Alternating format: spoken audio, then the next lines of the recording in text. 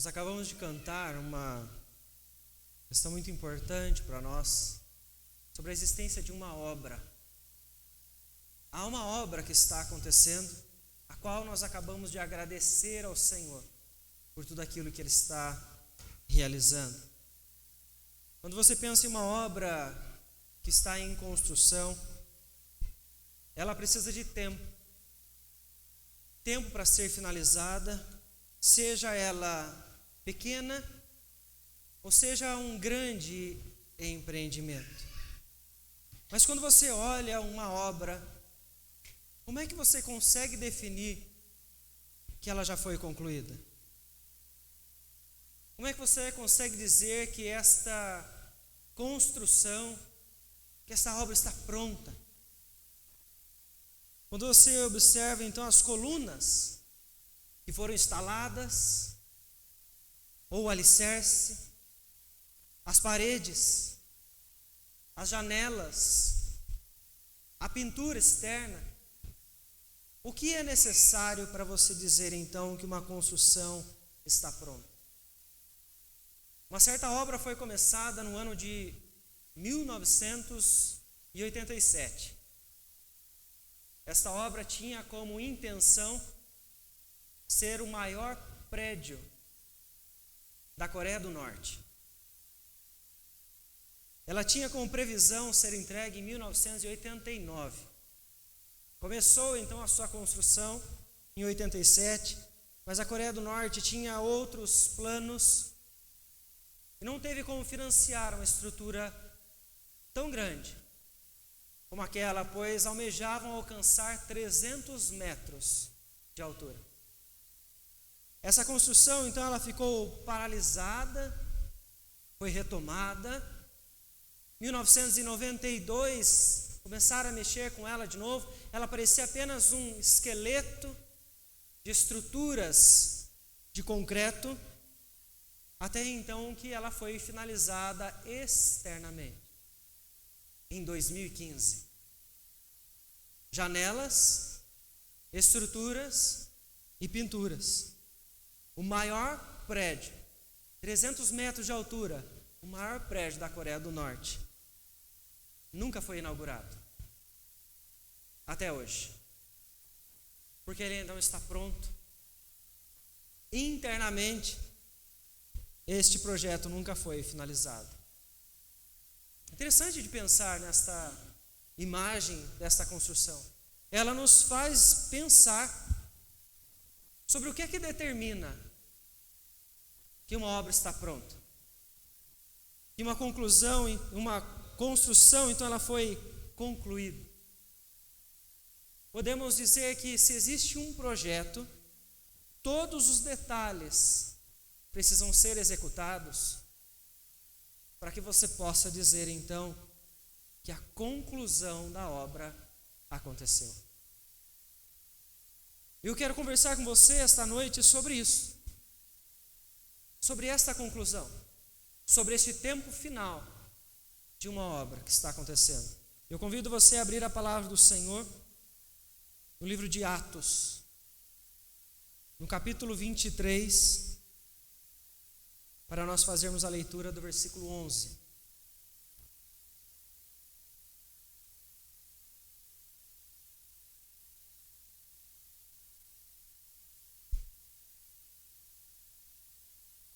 Atos capítulo 23, versículo 11.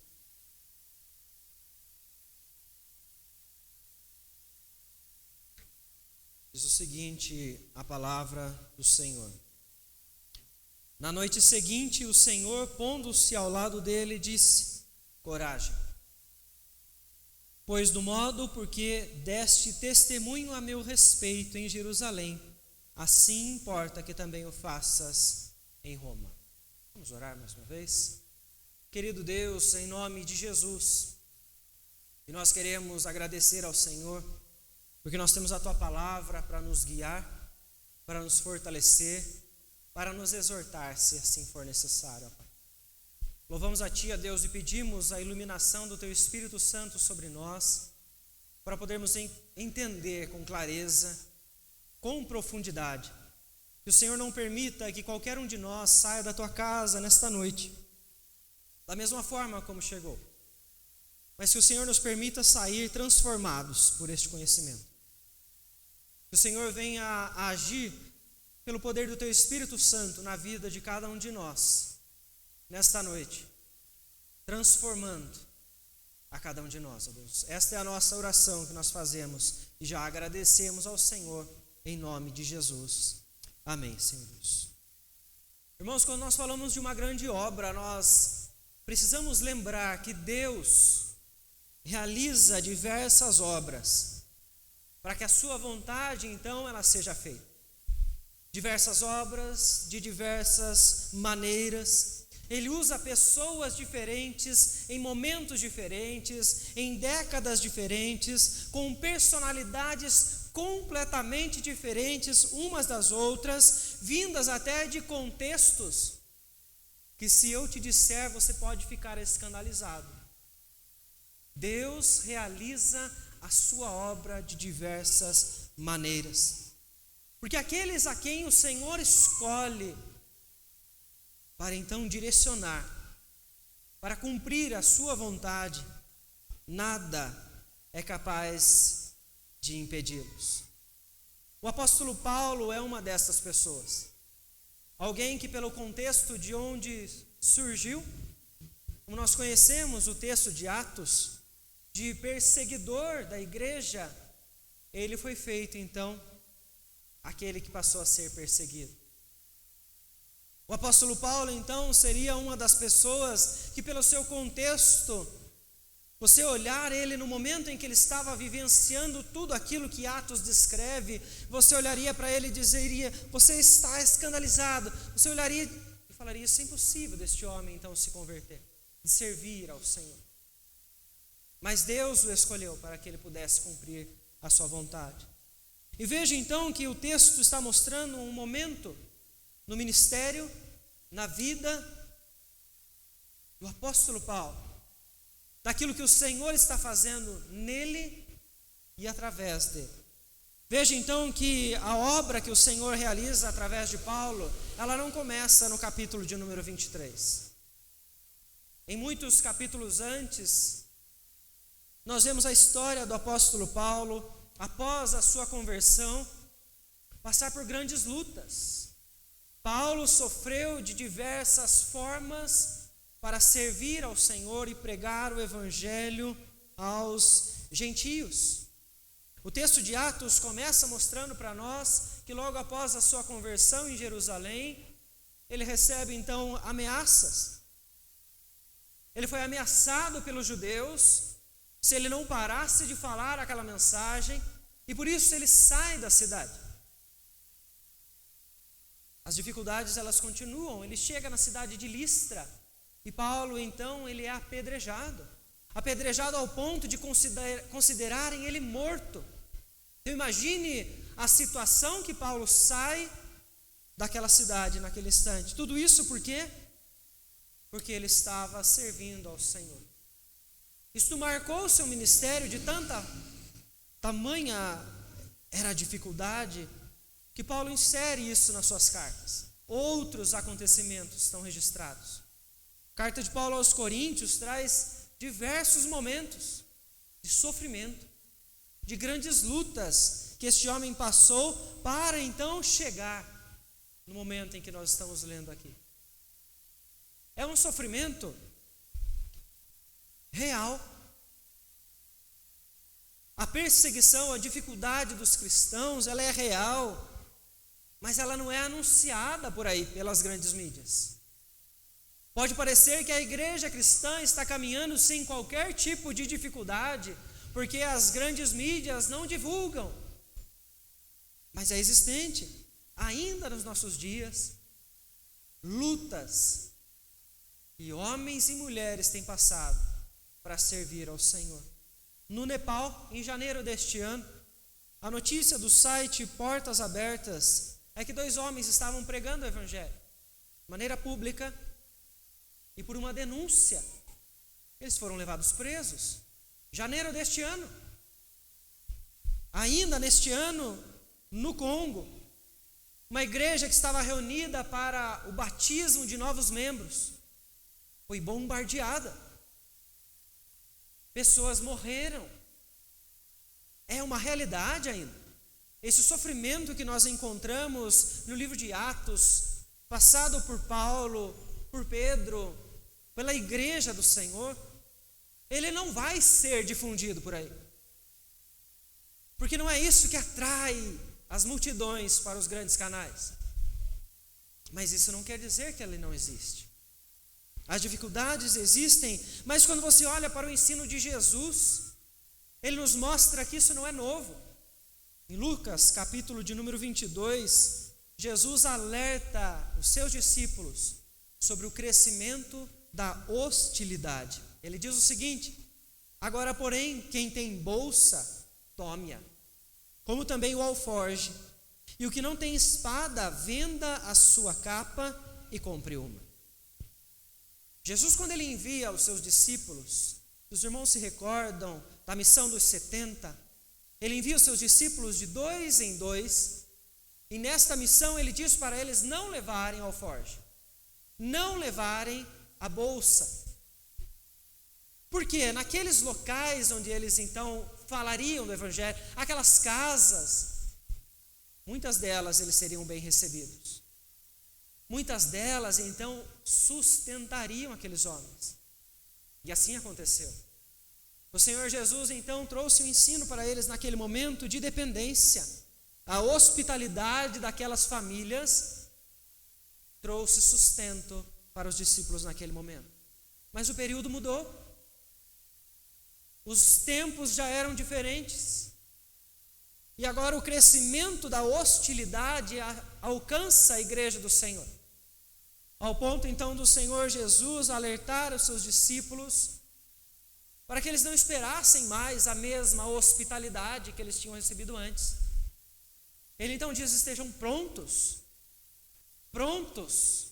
para sofrer.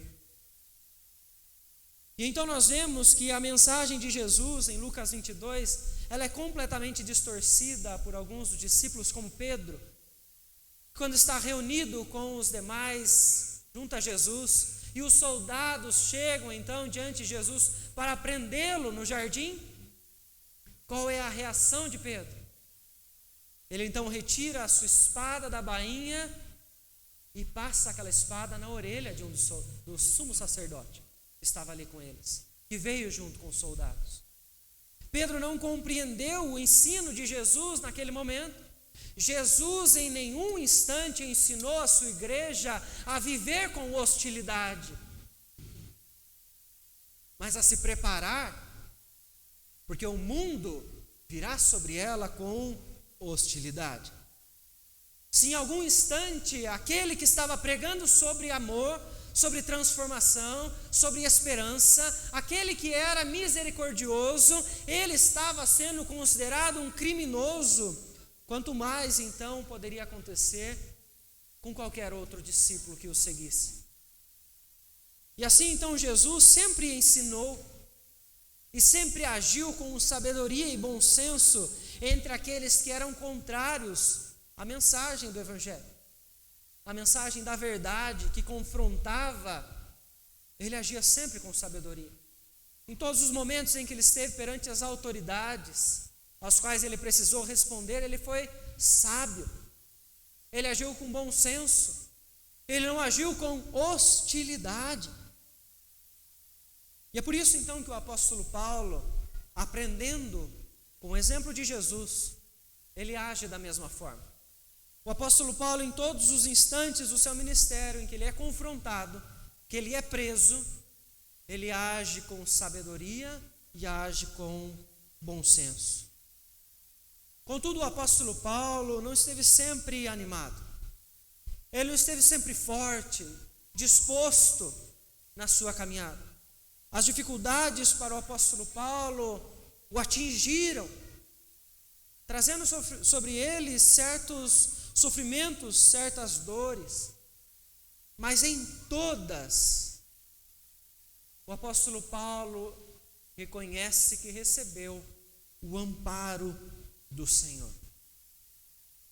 Veja que o texto está nos mostrando neste momento que é durante a noite, na prisão, no momento onde o apóstolo Paulo poderia então esperar a própria morte, perante as ameaças dos judeus em Jerusalém, perante a circunstância que ele estava vivendo, ele poderia esperar o pior, para que ele então não pregasse mais o evangelho.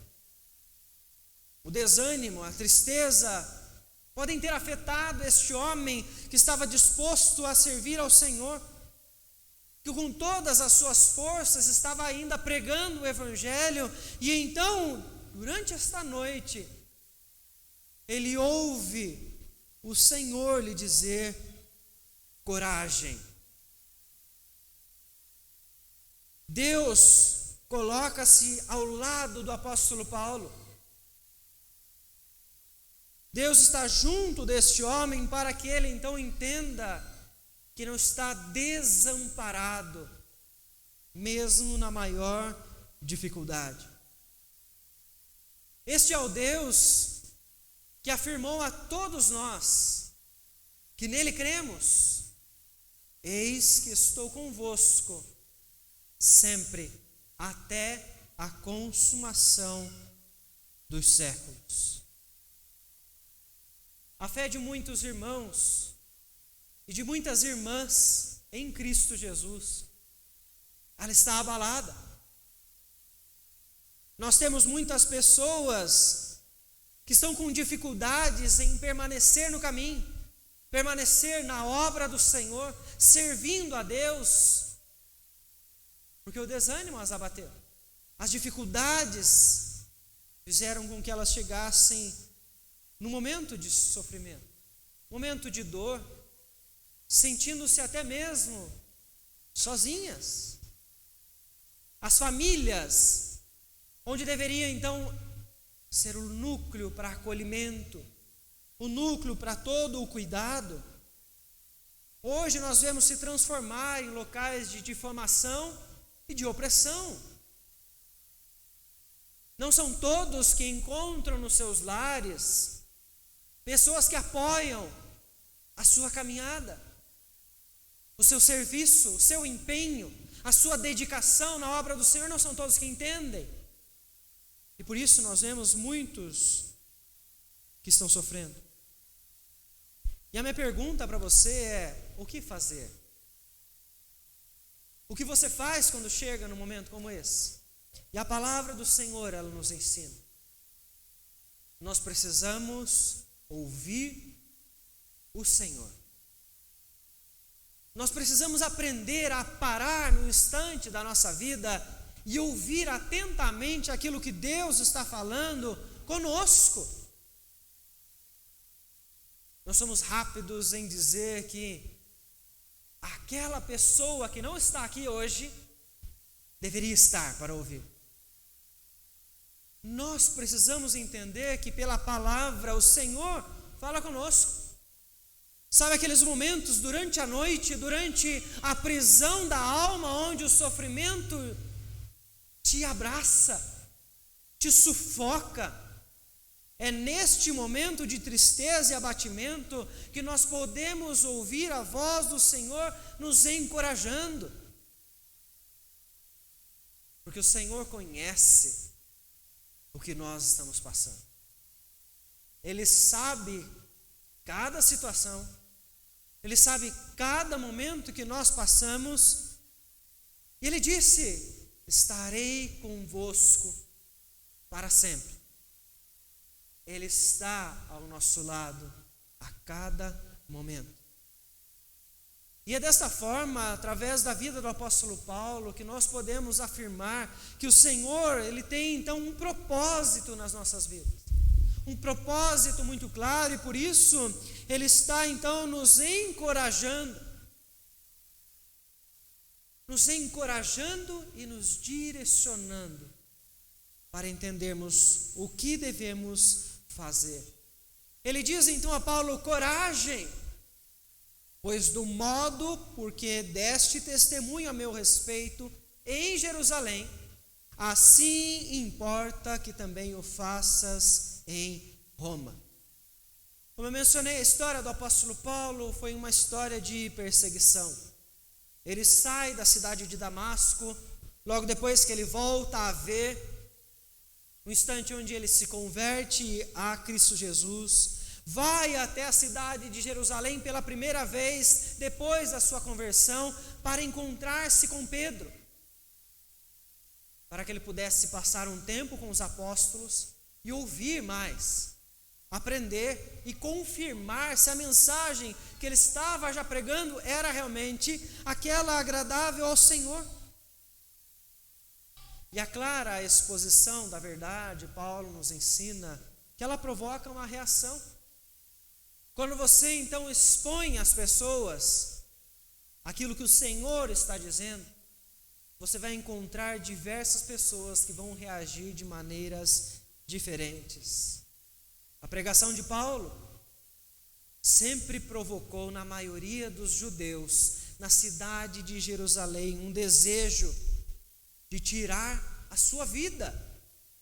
Mas ele pregava sobre amor, ele pregava sobre reconciliação, transformação de vida, mas ainda assim, eles estavam cegos espiritualmente, e ainda não tinham vislumbrado a luz, e por isso queriam então tirar a sua vida. Isso leva com que Paulo saia daquela cidade, vá para as cidades vizinhas, chegue à cidade de Listra, seja apedrejado e comece algumas viagens missionárias que você encontra ao longo do livro de Atos. Ele realiza 3 viagens missionárias, passa por diversas cidades e na última, ele sai de Éfeso e volta para onde? Ele volta para Jerusalém. Ele volta para o lugar onde as pessoas queriam tirar a sua vida. E é interessante de você então fazer a leitura da maneira como a igreja o recebeu quando ele volta, porque uma igreja está ali em Jerusalém. No capítulo de número 21, no versículo 17, o texto diz: tendo nós chegado a Jerusalém, os irmãos nos receberam com alegria. Era festa para a igreja de Jerusalém ter então de novo com eles um grande irmão, aquele que prega o evangelho, que está agindo então como um missionário pelas cidades, está sendo então usado pelo Senhor para levar a verdade àqueles que não conhecem. É alegria. Porém, ao mesmo tempo que aquela igreja estava feliz, ela estava também preocupada. Capítulo 21, versículo 22, então eles dizem: que se há de fazer? Pois certamente saberão da tua chegada. Eles estão falando aqui dos judeus que já queriam tirar a vida de Paulo e que vão saber agora que ele está na cidade e provavelmente vão reagir da mesma forma. O que acontece na continuação da história? Exatamente o que eles achavam que iria acontecer. As perseguições na cidade contra Paulo recomeçam. E o desejo de matar o apóstolo Paulo ainda estava ali, no coração dos incrédulos, no coração daqueles que não acreditavam na verdade que ele estava pregando. E então ele é espancado pela multidão, espancado pelos soldados, até o ponto do chefe dos soldados chegar e apartar tudo o que estava acontecendo. Neste momento, o apóstolo Paulo, ele então é acorrentado e levado à prisão para que ele pudesse então ser julgado. O texto mostra para nós que durante este processo, o apóstolo Paulo então ele volta ao Senhor. Versículo 17 do capítulo 22 agora diz: tendo eu voltado para Jerusalém, e enquanto orava no templo, sobreveio-me um êxtase. Ele tinha visto o Senhor. Ele estava buscando ao Senhor em todos os momentos, e a direção de Deus, enquanto ele estava então orando, era: saia de Jerusalém. Saia, porque ninguém vai ouvir a sua mensagem. Mas o apóstolo não saiu. E enquanto este processo está acontecendo, nós vemos o Senhor, então, aparecer a ele durante a noite, ao seu lado, e dizer: coragem, pois do modo por que deste testemunho a meu respeito em Jerusalém, assim também importa que o faças em Roma. O Senhor havia alertado Paulo sobre o que iria acontecer. Aquilo realmente acontece, e agora o Senhor está então se mostrando a Paulo, mas não como uma repreensão. Uma repreensão por aquilo que Paulo fez. Mas o Senhor, neste momento, ele traz um elogio a Paulo. Paulo, você pregou o Evangelho com fidelidade em todo o tempo em Jerusalém. Você não desviou do caminho. Você não abandonou o caminho, apesar da dificuldade que você então estava sofrendo. A fidelidade desse servo, ela é reconhecida pelo próprio Deus, quando o Senhor está falando com ele. Mas é interessante que neste momento, o Senhor diz a ele que o propósito que ele tinha que cumprir na cidade de Jerusalém já havia sido realizado. E o Senhor está dizendo para ele: em Jerusalém não há mais nada para você fazer. Nesta cidade, portanto, você já não deve mais ficar, porque você já cumpriu aquilo que eu tinha para você. A obra agora que já está feita em Jerusalém deve ser feita em outro lugar. O Senhor está dizendo para o apóstolo Paulo que ele não deve desistir, que ele não deve desanimar, que a obra que ele realizou até aquele momento já estava completa, mas que agora era tempo dele seguir para a cidade de Roma.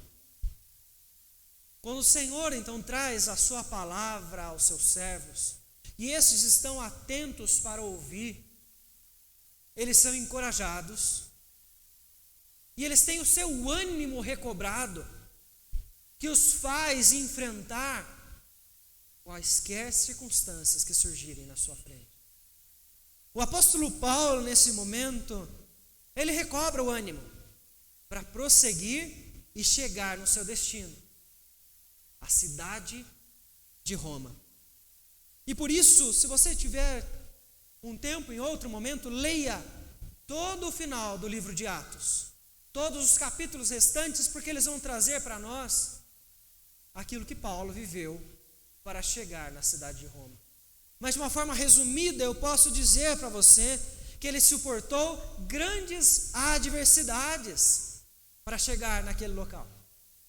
Os judeus continuaram gerando conspiração contra ele, levantando mentiras sobre o apóstolo Paulo. As autoridades ignoraram a fala de Paulo em vários momentos, a pregação que ele trouxe. O apóstolo Paulo chegou ainda a sofrer um naufrágio. Tudo isto ele suportou porque ele tinha um objetivo em mente: chegar na cidade de Roma. E é interessante que durante a navegação, que já estava bem perigosa, o apóstolo Paulo, junto com os demais que estão naquele barco, ele diz para eles: portanto, senhores, tende bom ânimo, pois eu confio em Deus, que sucederá do modo porque me foi dito. O apóstolo Paulo confiava no Senhor. Ele sabia que o Senhor havia direcionado ele para chegar à cidade de Roma. Então ele tem a plena certeza de que naquele navio que está prestes a naufragar, nenhum daqueles homens, inclusive ele, iriam morrer. O apóstolo Paulo chega à cidade de Roma.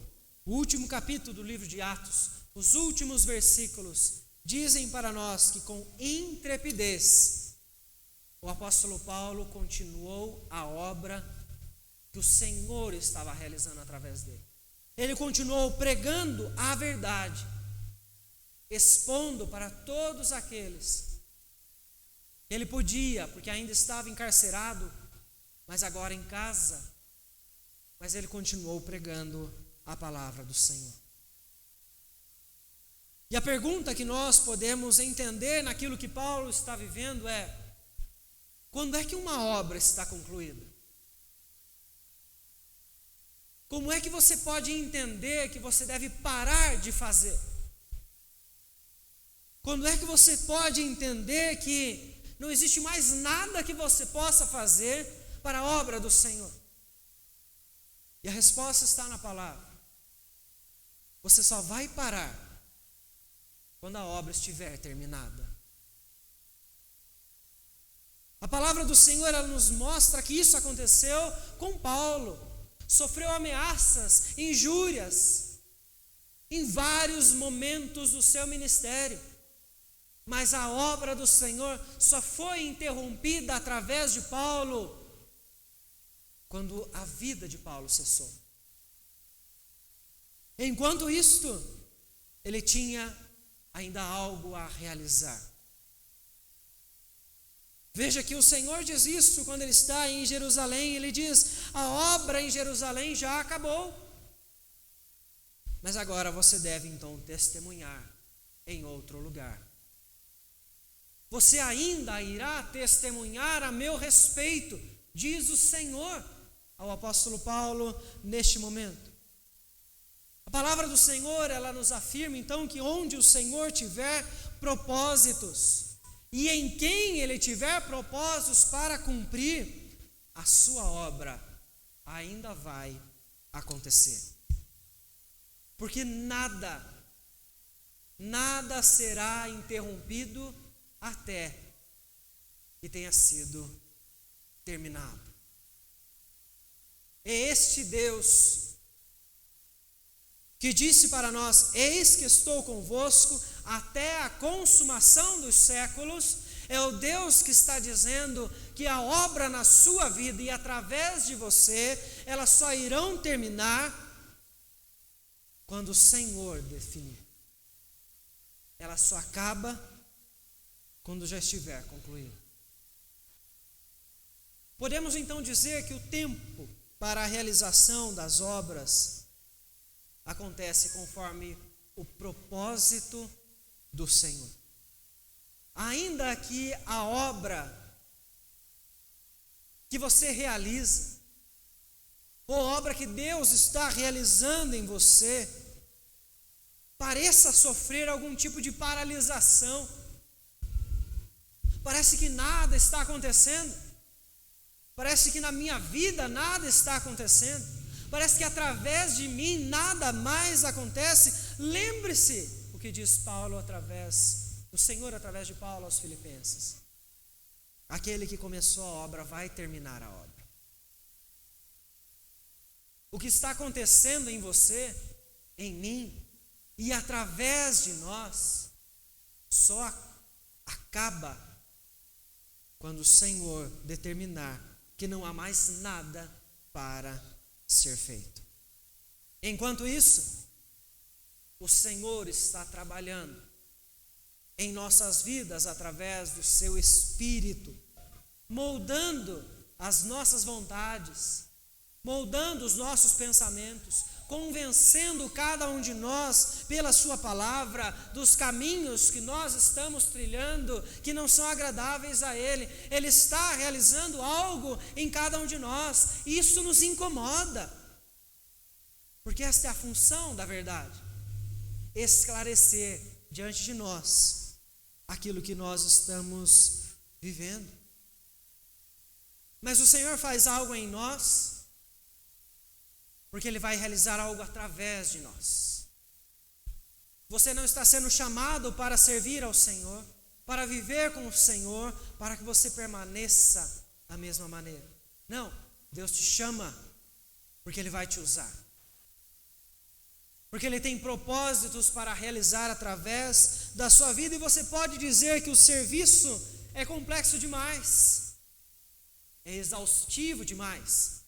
demanda muito tempo, demanda muito esforço, porém, se o Senhor escolheu você para realizar esta obra, não vai haver prisão que impeça do Senhor concluir aquilo que Ele tem proposto para fazer através da sua vida.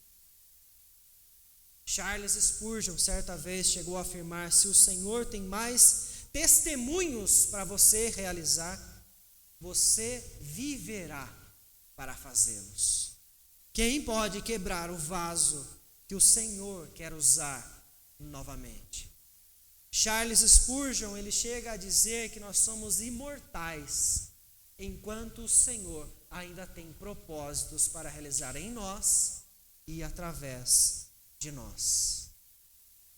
Nós estamos aqui reunidos nesta noite para cultuar ao Senhor em gratidão a tudo aquilo que Ele fez em um povo e através de um povo que hoje nós podemos dizer que são fiéis, batalhadores, pois permanecem lutando para testemunhar sobre Cristo Jesus.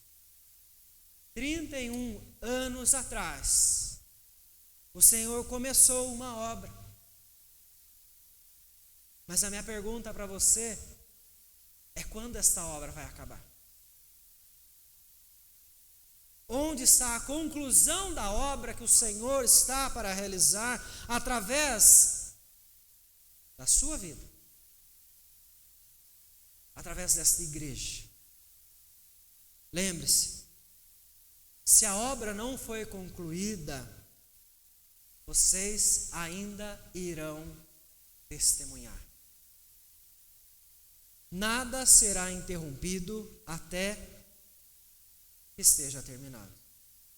Eu desejo que o Senhor nos abençoe sempre com fé, porque é pela fé que nós seremos perseverantes. Em meio às lutas que todos nós passamos, o Senhor está nos lembrando que Ele tem propósitos nas nossas vidas. Ele fala para nos corrigir, porque Ele nos quer na sua obra, servindo com todo empenho, com toda a força. Eu desejo que o Senhor nos conceda fé suficiente para que mesmo em meio ao naufrágio, você seja o Paulo que vai dizer aos demais: tenham bom ânimo. Ninguém vai morrer aqui, porque eu sei que o Senhor ainda tem algo para fazer através das nossas vidas. Feche os seus olhos, que eu gostaria de orar com você neste momento.